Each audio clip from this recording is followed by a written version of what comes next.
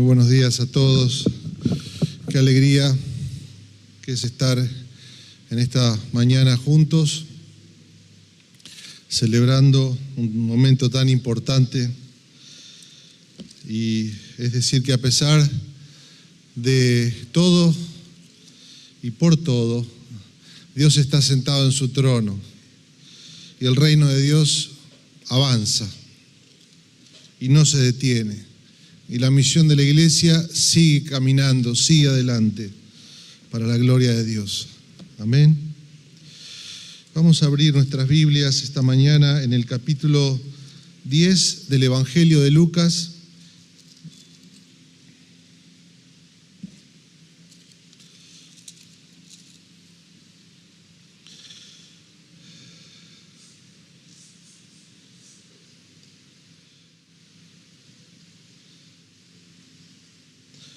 Vamos a hablar acerca de la familia de Jesús, discípulos misioneros.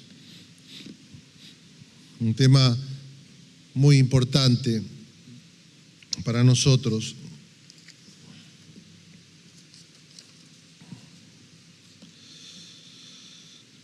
En el capítulo 10, versículo 1 en adelante voy a leer: después de estas cosas designó el Señor también a otros 70, otras versiones dicen 72, a quienes envió de dos en dos delante de él a toda ciudad y lugar donde él había de ir. Y les decía: la cosecha o la mies es mucha, mas los obreros son pocos. Por tanto, rueguen al Señor de la mies que envíe obreros a su cosecha. Vayan, he aquí, yo los envío como cordero en medio de lobos. No lleven bolsa, ni alforja, ni calzado, y a nadie saluden por el camino.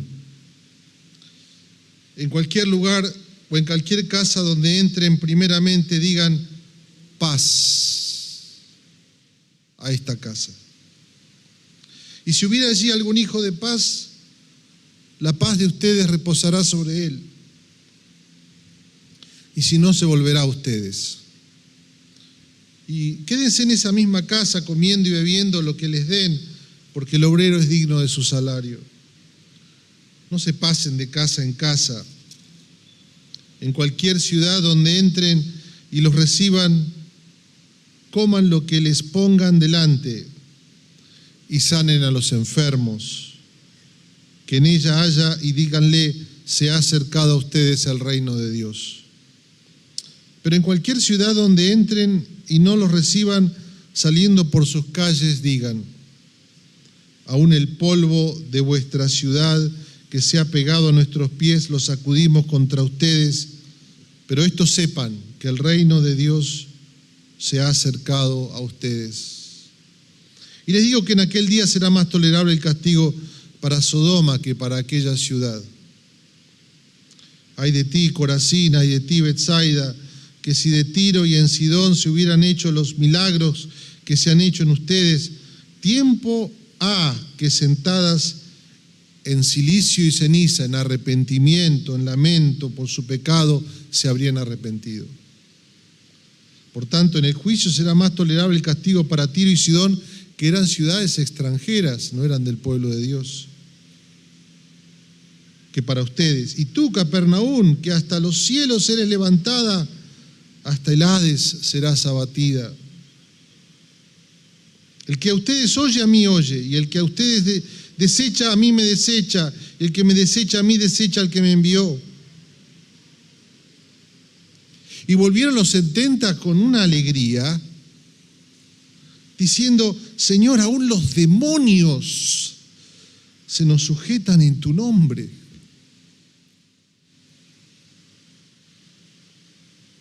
Y les dijo: yo veía a Satanás caer del cielo como un rayo. Les doy potestad, les doy poder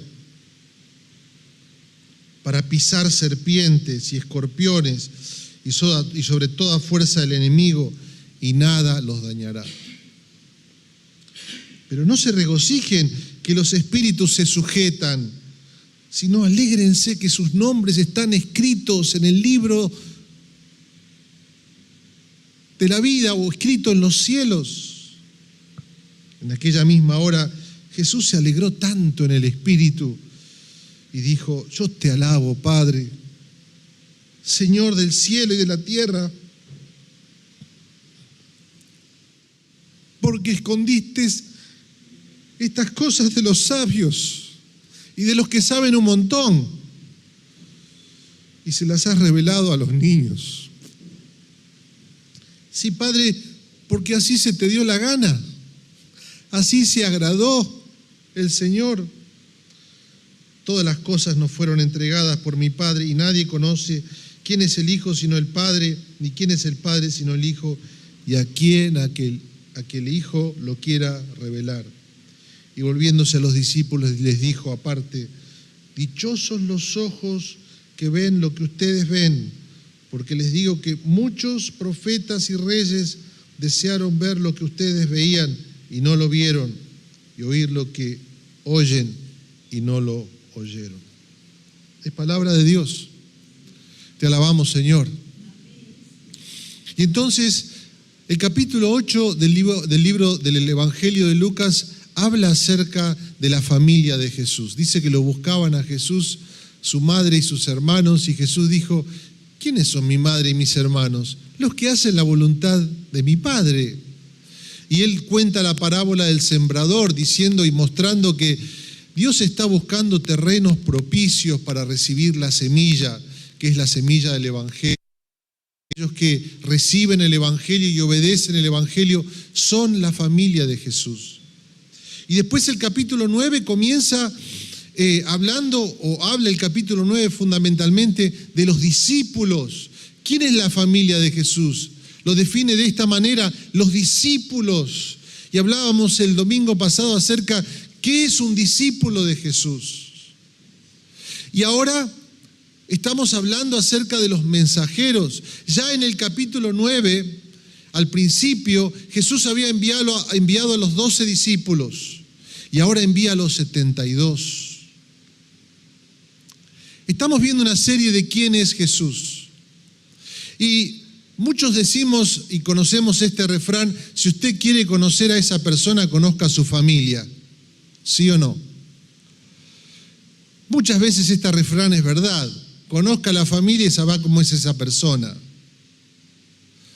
Si usted quiere conocer quién es Jesús, y alguno dice: yo vengo por primera vez, no me venga a hablar de los misioneros y todavía no sé ni quién es Jesús.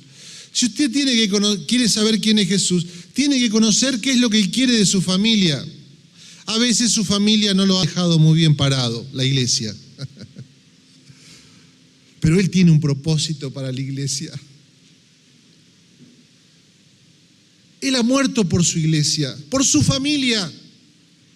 Por su familia a lo largo de los siglos. Él ha muerto por ella, ha traído por ella su misma presencia para morir en una cruz y resucitar para su salvación. Entonces, Jesús está hablando aquí de su familia en estos capítulos. Y conocer a la familia de Jesús, o lo que Él quiere para su familia, es conocer más acerca de quién es Él y de lo que Él quiere para nosotros. Amén. Así que esta mañana vamos a hablar acerca de la familia de Jesús, sus discípulos misioneros. El domingo pasado hablábamos de los discípulos o de ser discípulo. Un discípulo es un misionero. Y comenzamos, primero vamos a hablar de 4 cosas. Vamos a hablar acerca, esta mañana, vamos a hablar del mensaje, de los mensajeros o de los misioneros. Vamos a hablar acerca del campo misionero, el lugar donde los misioneros van a trabajar. Vamos a hablar del servicio misionero, el trabajo misionero. Y vamos a hablar de la alegría de los misioneros. No estamos hablando acá de aquellos que son misioneros. Bienvenidos todos los que nos están escuchando de misiones. Estamos hablando del misionero, del que hace la obra, el que hace la misión de Jesús. Vamos a empezar entonces hablando acerca del misionero o de los mensajeros. Versículos 1 16 y 19, nos hablan un poquito de estos misioneros que Jesús envía. Ahora, el mensaje es el siguiente: Él nos envía a todos. Todos los que estamos en este lugar somos enviados. Somos llamados a ser misioneros. Somos llamados a extender el reino de Dios, la misión de Jesús. Jesús había llamado en el capítulo 9 a los discípulos, los que estaban en el seminario, los ancianos, los futuros pastores y apóstoles. Y uno dice, sí, que bueno, para ellos es el llamado. Ellos son los que deben hacer la obra. Sí, amén. Pero aquí llama a 72.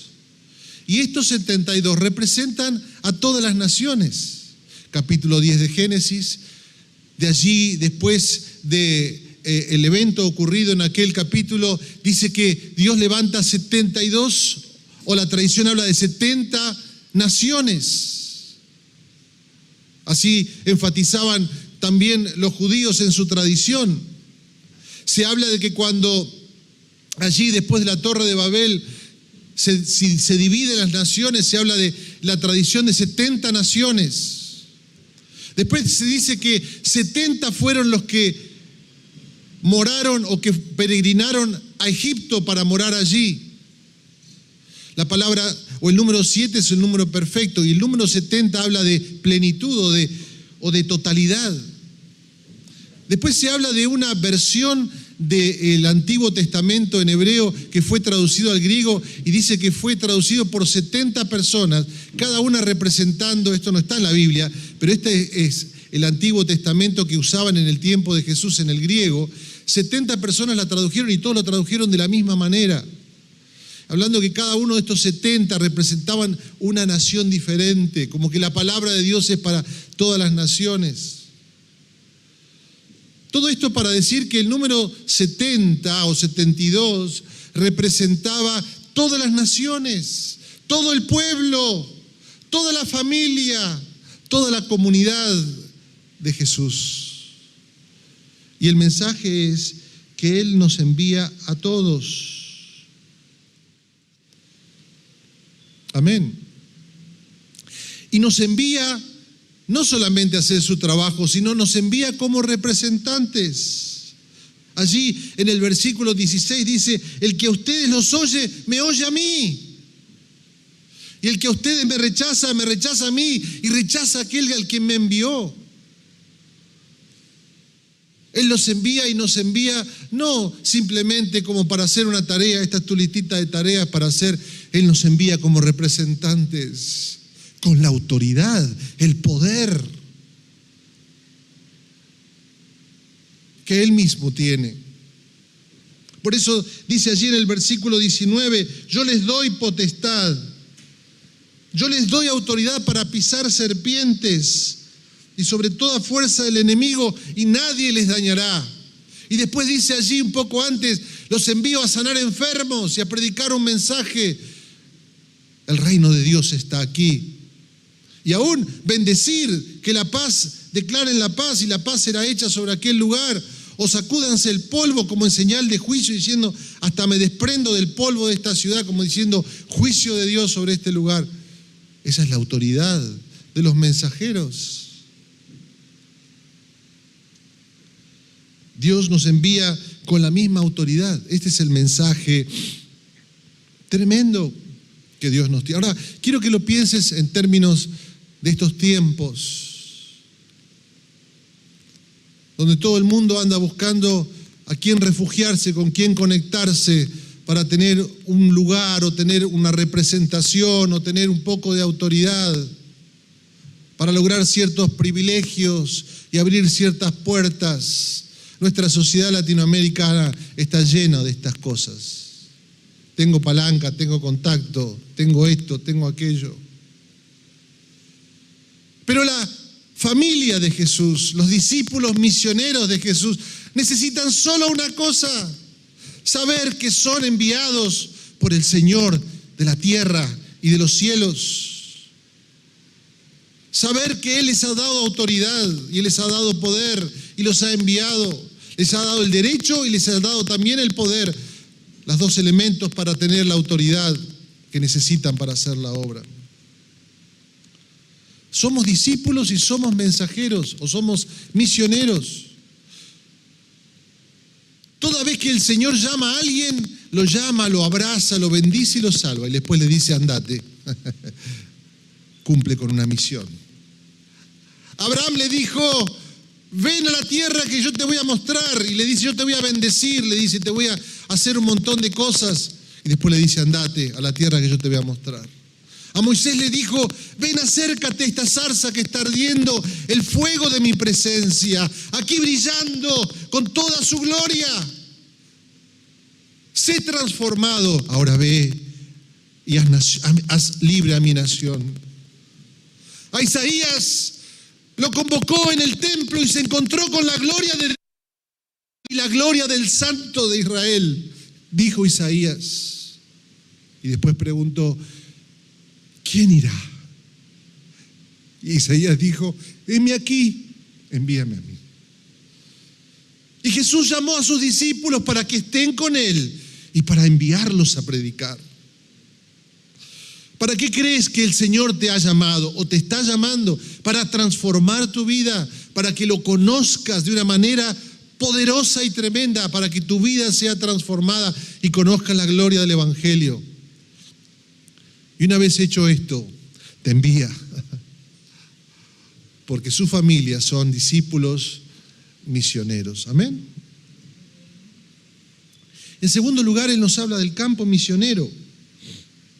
Quiero que mires allí en los versículos 2 y 3. Comienza a decir Jesús, la mies es mucha, mas los obreros pocos, por tanto rueguen al Señor de la mies que envíe obreros a su mies. Y he aquí que yo los envío como corderos en medio de lobos. ¿Qué nos dice acerca del campo misionero? Primero, que debemos tener una actitud de cosecha. Dice, la mies es mucha. Lo dijo para ese tiempo, lo dijo para hace 1000 años, lo dice para hoy y lo dice hasta que Él vuelva. La mies es mucha, la cosecha está lista. Alza tus ojos y mira, la cosecha está lista. El tiempo ha llegado. La mies está madura. Y debemos tener como pueblo de Dios una actitud de cosecha, una mentalidad de cosecha. No, porque este año viene medio complicado, ¿vio? Bajó la cosecha de la soja y bajaron las toneladas por dólar. Puede ser así en el reino de este mundo, pero en el reino de Dios la cosecha está lista. Aquí en Buenos Aires, allí donde Dios te ha puesto, la cosecha está lista. Y el pueblo de Dios, los mensajeros de Jesús, los discípulos, misioneros, la familia de Jesús, tiene una mentalidad de cosecha.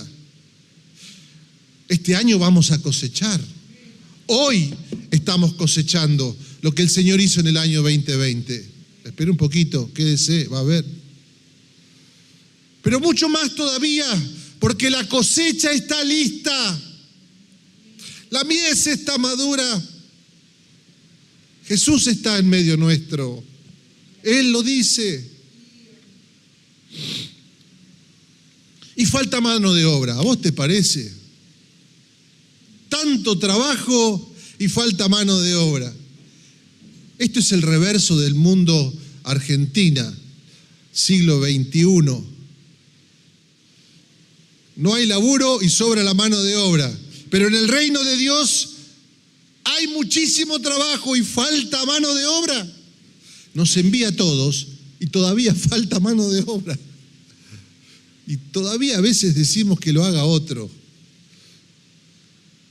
Falta la mano de obra, los obreros son pocos. Por eso dice, pidamos al Señor de la mies, envía obreros, envía obreros. Levanta obreros, Señor. ¿Debemos orar por más obreros? Sí, debemos orar por más adoradores, pero acá Jesús dice debemos orar por más obreros. Nuestra teología no está completa si no oramos por más obreros. Porque un obrero es un adorador y un adorador es un obrero. Un discípulo es misionero y un misionero es discípulo. Amén. Y dice también que en ese campo misionero habrá oposición. Dice, yo los envío como ovejas en medio de lobos. Te estoy enviando a los lugares más difíciles, más oscuros, más quebrantados, donde las fuerzas de oscuridad se están cerniendo sobre la humanidad. Jesús nos envía allí donde el lugar está más difícil. Y uno dice, pará un poquito, yo pensé que la cosecha estaba lista. Sí, la cosecha está lista. Y la oposición es grande. Ladran, Sancho, señal que cabalgamos. Pablo dice, me debo quedar en Corintios, en una de sus cartas, porque Dios me dijo que hay mucho pueblo aquí y grandes son los adversarios. ¿Vos pensabas que iba a ser fácil? No, no es fácil para el misionero. Si para aquel que fue enviado por el Padre sufrió la muerte y muerte de cruz, el discípulo toma cada día su cruz, se niega a sí mismo y sigue su llamado.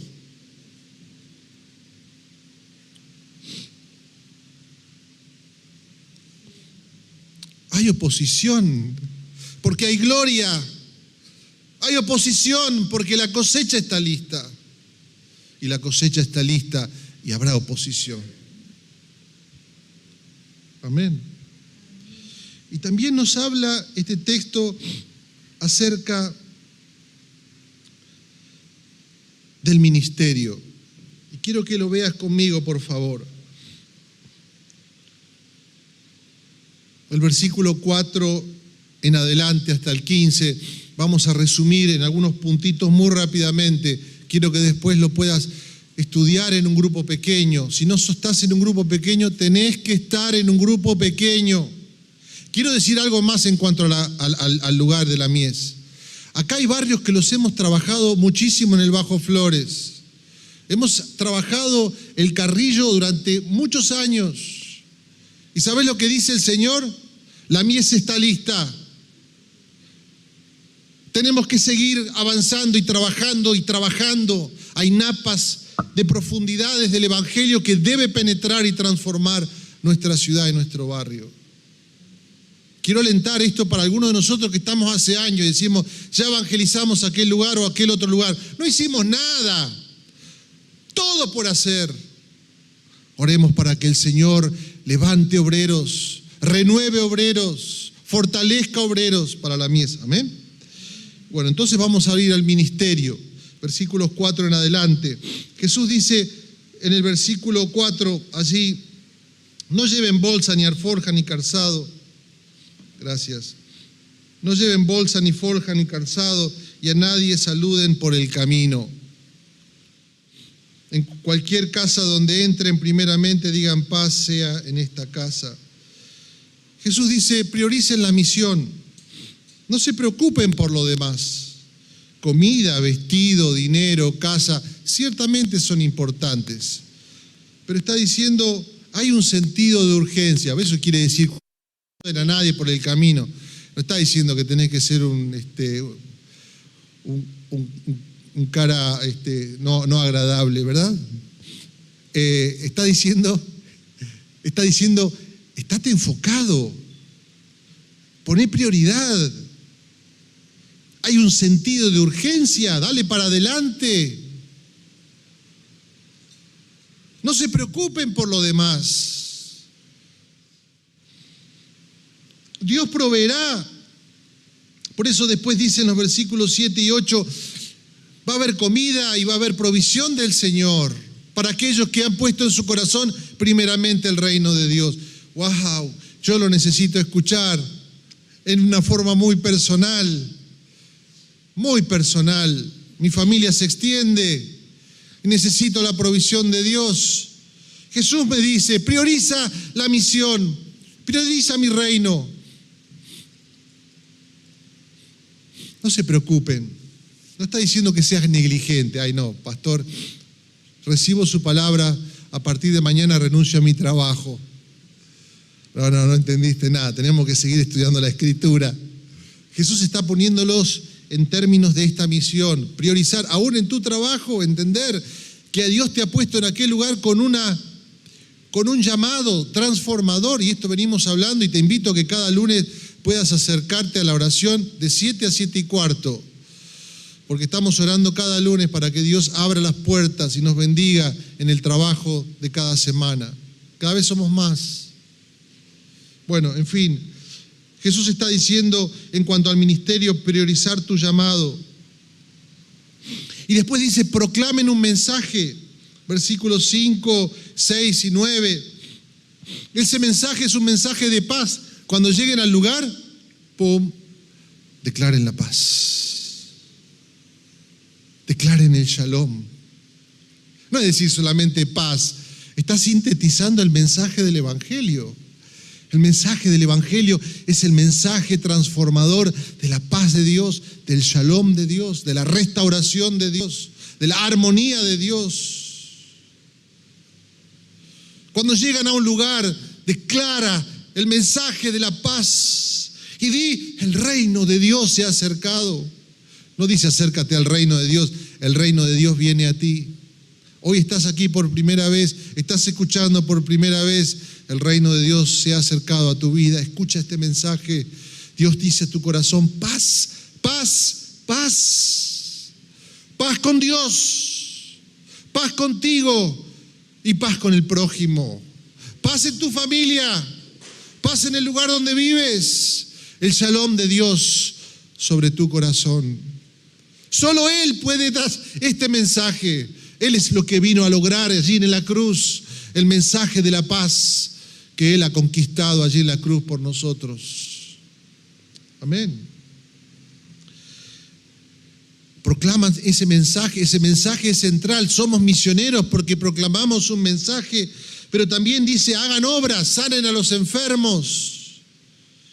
Yo les doy autoridad para que hagan obras.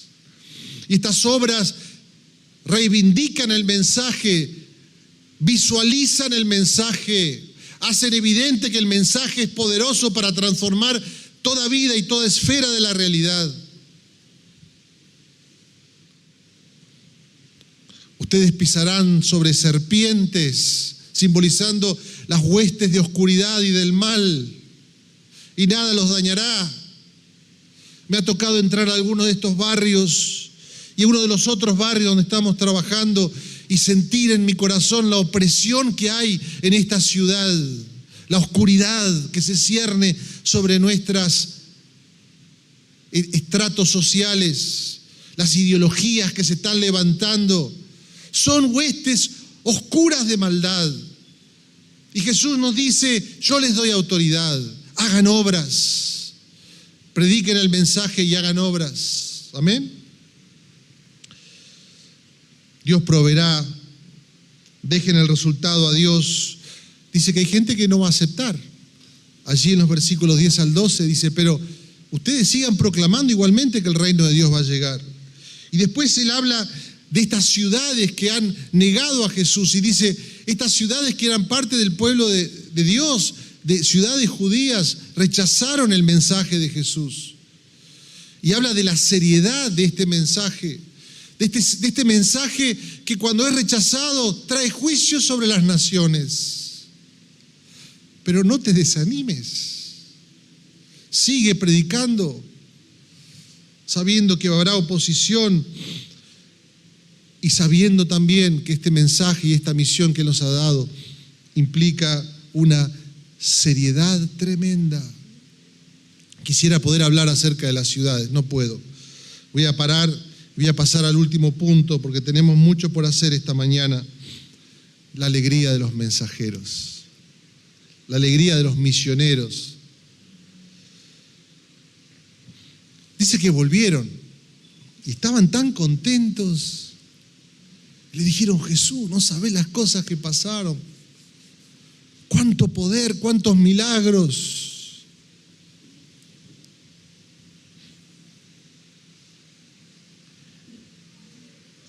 Estuve en mi viaje hace unas semanas en una ciudad donde abrimos una iglesia. Mi primera iglesia que abrí, cuando tenía 21, 22 años. Jugando al fútbol, entré en un equipo y el coach del equipo era dueño de varios restaurantes y le fui hablando del Señor. El Señor hace milagros porque los que me conocen jugar al fútbol saben que doy con un hacha. Me llaman hacha, así nomás. Aún en día, hoy, cuando juego, ¿no? Pero siempre con amor, ¿no? Uno sabe que uno va con amor, ¿no? Con mucho amor. Pero el Señor bendijo el trabajo en aquel lugar. Se levantó una iglesia, es una iglesia grande que mi cuñado fundó en aquella ciudad y está trabajando de una manera hermosa con mi hermana. Y fui a visitar a algunos con los que comenzamos. Y tuve la oportunidad de compartir brevemente un mensaje, orar por ellos, y escuchar los testimonios de los milagros que Dios ha hecho en estos años. Quien no podía tener hijos, tuvo hijos. El dueño del restaurante que llevaba un montón de gente al grupo de oración, pero el tipo estaba en las drogas, estaba destruido. Se venía y se sentaba y se ponía a llorar, nada más. Y yo dije: si Dios lo cambia a no sé, creo que se convierte al Señor todo el continente latinoamericano. Fui y me quedé a dormir en la casa de él con su esposa de hace ya 20 años. Y entro a su casa y entro a su living, allí la Biblia abierta, toda marcada, con notas. Y la de su esposa en otro lugar, allí también, hablando de Jesús. Yo decía: esto es una locura, los milagros que hace el Señor, la alegría que tenía en mi corazón. Escuchaba el otro testimonio, una que se tendría que haber muerto y de repente se encontró con Jesús en el lecho de muerte y el Señor la sanó. No digo que siempre van de la mano, pero Dios hace milagros. El primer y más importante es el milagro de la transformación del corazón. Después nos vamos a morir todos. Pero Dios hace muchos milagros también, ¿o no?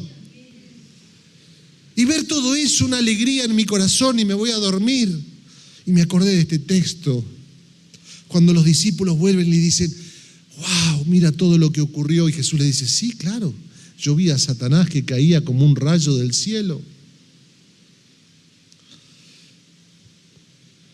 Hay una alegría en servir a Jesús. Quiero decirte, muchos de los que estamos acá estamos aburridos de la vida. Estamos aburridos de la vida. Estamos aburridos de ser cristianos o de vivir, nada más. Leí el testimonio de Juanse, el que está en el MasterChef. Léanlo después. Fue entrevistado con Jesús. Le falta un poquito todavía, ¿no? Estamos orando, pero tuvo un encuentro con Jesús de un día para otro. De un día para otro largó la droga, largó los vicios de años. Dios lo libró del yugo así, de la esclavitud. De un momento para otro se encontró con Dios.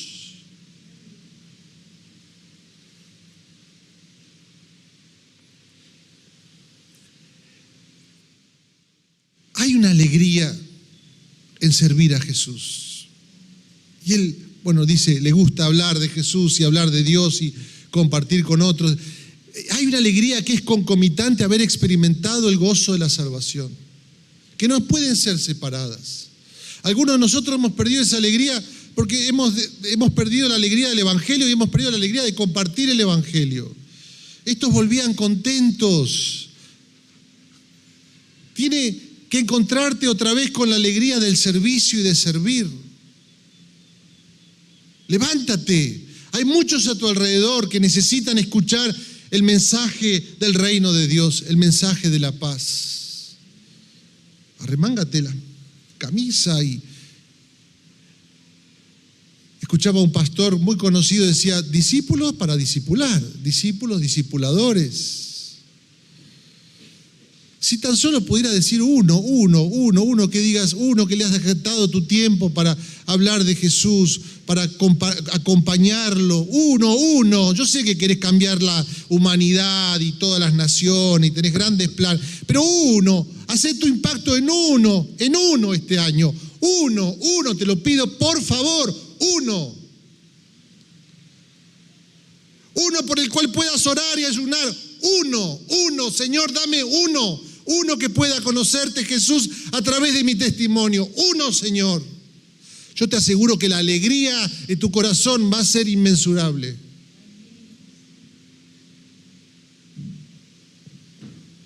Ahora, Jesús dice, pero no te alegres tanto. No te alegres tanto por las cosas que haces. Alégrate porque tu nombre está escrito en los cielos. ¿Sabes por qué? Porque también a veces caemos en el activismo y trabajamos y nuestro nombre nos los da nuestro trabajo. Nuestro nombre nos los da las cosas que logramos. Nuestro nombre lo da las cuántas cosas hayamos conquistado, cuántos títulos tengamos, cuántos puestos hayamos ascendido, cuántas cosas hagamos para el Señor. Nos dan nuestro nombre. Pero ¿sabes por qué vino Jesús? Vino Él para darte un nombre. Y vino Él para escribir tu nombre, para diciendo, Él vino para hacer lo que vos no podés hacer. Él vino para darte un nombre. Y Él vino para escribir tu nombre y para darte una identidad y una alegría en ser más que en el hacer.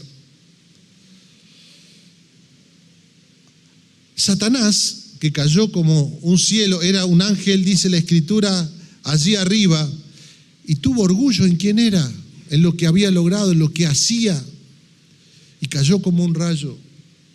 He leído la historia de ministros en este tiempo, de personas que lograron muchas cosas,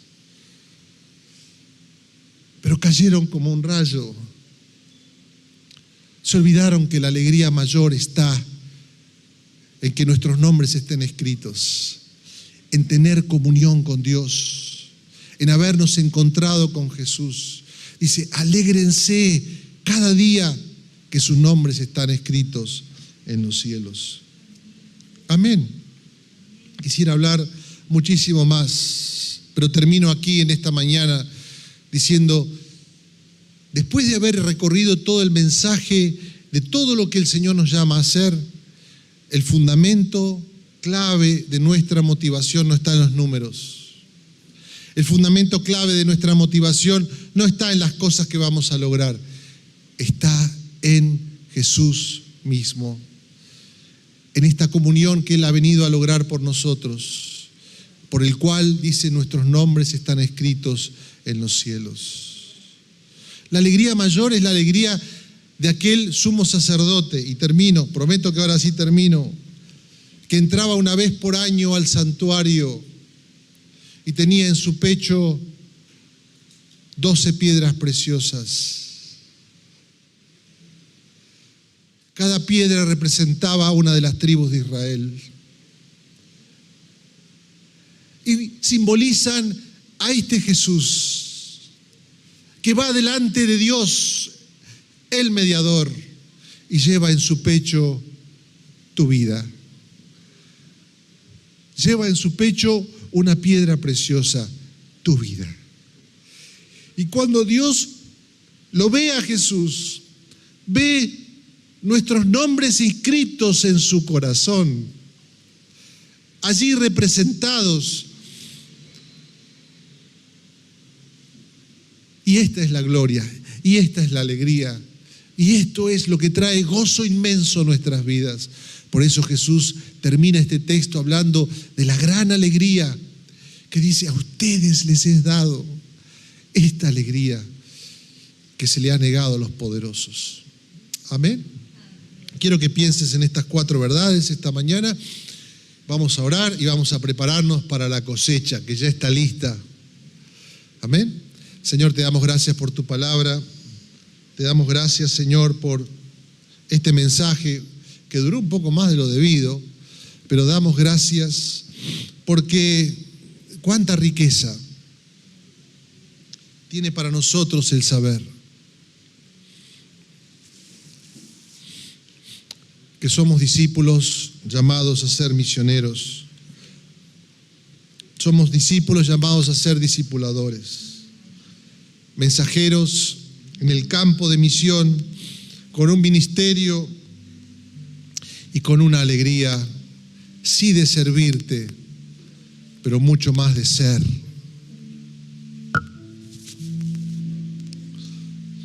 Parte de tu familia. En el nombre, decimos juntos, del Padre, del Hijo y del Espíritu Santo. Amén.